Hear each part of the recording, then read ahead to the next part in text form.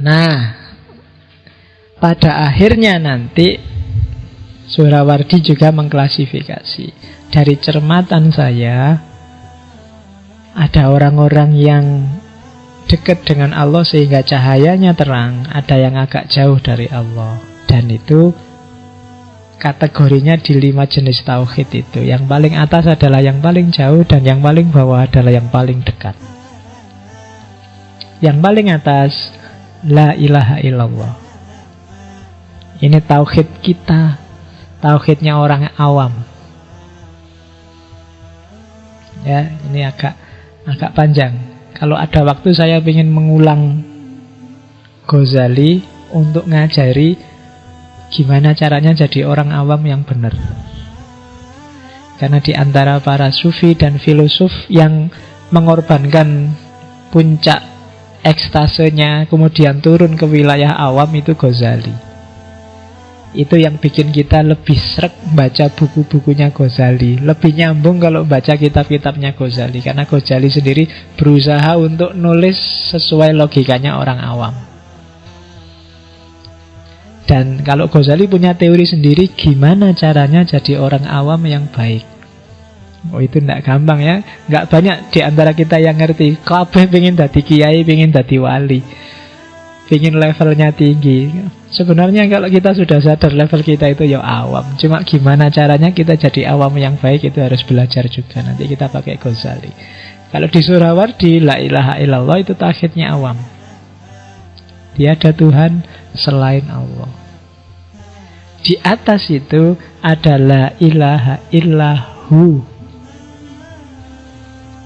Sudah nggak pakai lagi konsep Allah. Karena Allah itu identitas, itu konsep. Kristen juga pakai Allah, meskipun sama orang Malaysia dilarang. Banyak agama juga pakai istilah yang deket-deket sama istilah Allah. Pakai ilah, pakai Yahweh, pakai sebenarnya secara bahasa deket. Ketika masih pakai Allah itu berarti masih konseptual, masih sangat jauh. Agak lebih dekat kalau la ilaha illahu. Tidak ada Tuhan selain dia. Dia pokoknya dia itu tidak terkatakan zatnya. Itu la ilaha illahu. Tidak ada Tuhan selain dia. Tidak lagi Allah. Karena begitu saya ngomong Allah kan yang muncul di kepalamu konsepmu sendiri tentang Allah.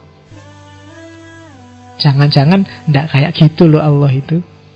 Nah, makanya orang yang lebih dalam, lebih tinggi dari la ilaha illallah, katanya Suhrawardi yang bilang la ilaha illahu. Di atas itu ada la ilaha illa anta. Kalau hu itu kan masih jauh, tiada Tuhan selain dia. Tapi kalau sudah anta, tiada Tuhan selain engkau, sudah di sini kan orangnya. Engkau itu loh, sudah bisa ditunjuk. Kalau hu masih di sana, dia adalah Tuhanku. Tapi kalau sudah engkau, sudah dekat. Jadi la ilaha illa anta. Tiada Tuhan selain engkau. Kalau sudah anta, kita sudah berdua, sudah jejer. Kalau masih hu, dia masih jauh. Ada lagi level lebih tinggi dari itu. Ini para sufi biasanya la ilaha illa ana. Itu Al-Halaj dan kawan-kawan kan ngomongnya kayak gini, seperti tak jelaskan minggu lalu. Kenapa sih la ilaha illa ana? Karena aku ini gak ada. Aku itu tidak wajibul wujud. Aku itu mungkinul wujud. Jadi yang berhak ada itu hanya Allah. Adaku itu tergantung Allah. Jadi semua alam semesta ini adalah manifestasi dari adanya Allah, termasuk diriku. Jadi tidak ada Tuhan selain aku sendiri. Ini di dalam diriku ini ada Allah. Kenapa? Ya orang-orang ini sudah melenyapkan dirinya. Aku bukan kok aku ini, karena aku sendiri sudah nggak ada. Yang ada tinggal Allah. La ilaha illa ana. Kayak Al-Halaj kemarin loh. Katanya Al-Halaj kan dalam diri manusia ada dua aspek. Ada aspek manusiawi namanya nasut, ada aspek ilahi namanya lahud. Orang-orang ini sudah membuang nasutnya. Semua dimensi kemanusiaan tak buang. Kenapa? Karena aku sedang gabung dengan yang sejati. Ketika nasutnya disingkirkan, tinggal lahutnya. Kalau tinggal lahutnya, Allah bisa masuk. Kita kompatibel sama Allah sudah nyambung. Ketika masih ada nasutnya, nggak bisa kita nyambung sama Allah. Tapi begitu nasutnya disingkirkan, nafsu, materi dibuang semua, yang tersisa tinggal lahutnya.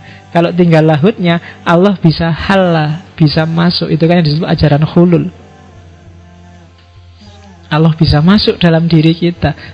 Masuk dalam diri kita ini sebenarnya cuma istilah, karena kitanya sendiri sudah nggak ada.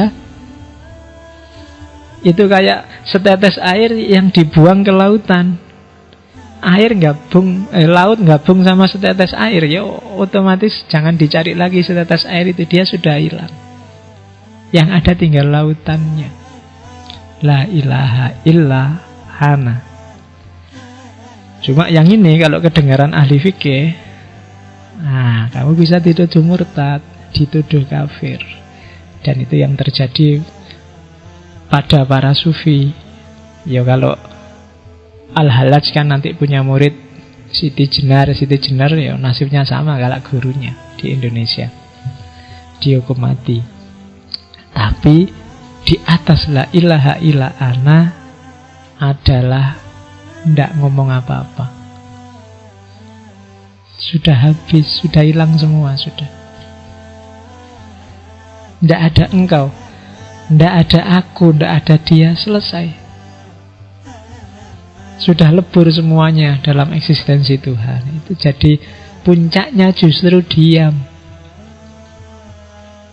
Sudah tidak bisa lagi diomongkan dan tidak mau ngomong apa-apa lagi. Sudah selesai dengan kata-kata, selesai dengan logika, selesai dengan bahasa. Sudah tidak butuh apa-apa lagi. Itu puncaknya tauhid. Kalau masih bisa diomongkan, masih bisa diekspresikan, masih bisa engkau, aku, diakan, masih ada jarak. Termasuk ketika masih ada ana, masih ada aku, masih ada jarak. Puncaknya justru tidak usah ngomong apa-apa, sudah habis, selesai semuanya, tinggal Allah saja. Aku yang ngomong ana juga sudah nggak ada, sudah habis, sudah hilang. Nah, itu puncaknya tauhid. Apa sih aku ini? Siapa sih aku ini? Wong aku ini nggak apa-apa. Harusnya sudah habis dari dulu kalau Allah nggak ngizinin aku. Jadi selesai. Nah, itu tauhid yang paling atas, tauhid yang paling tinggi. Ya kalau kita sih masih yang paling tinggi yang di sana, yang paling rendah maksud. Bukan yang paling tinggi di sini. Jadi masih la ilaha illallah. Karena dalam prakteknya ya mayoritas di dunia Islam ya la ilaha illallah yang itu. Kita aja belum.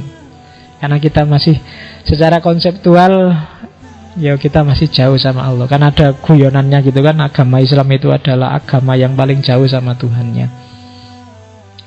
Yang lebih dekat dibandingkan Islam itu orang Hindu. Kalau orang Hindu itu lebih dekat karena Tuhannya dipanggil Om. Om itu lebih dekat. Tapi kalah dekat sama orang Kristen. Kalau Kristen Tuhannya dipanggil Bapak. Kalau Hindu Om, kalau orang Kristen Bapak. Orang Islam paling jauh. Kenapa paling jauh? Karena manggil Tuhannya aja pakai speaker keras-keras tiap hari 5 kali. Iya, jadi keras manggilnya, jadi harus orang sak kota kedengaran karena Tuhannya jauh.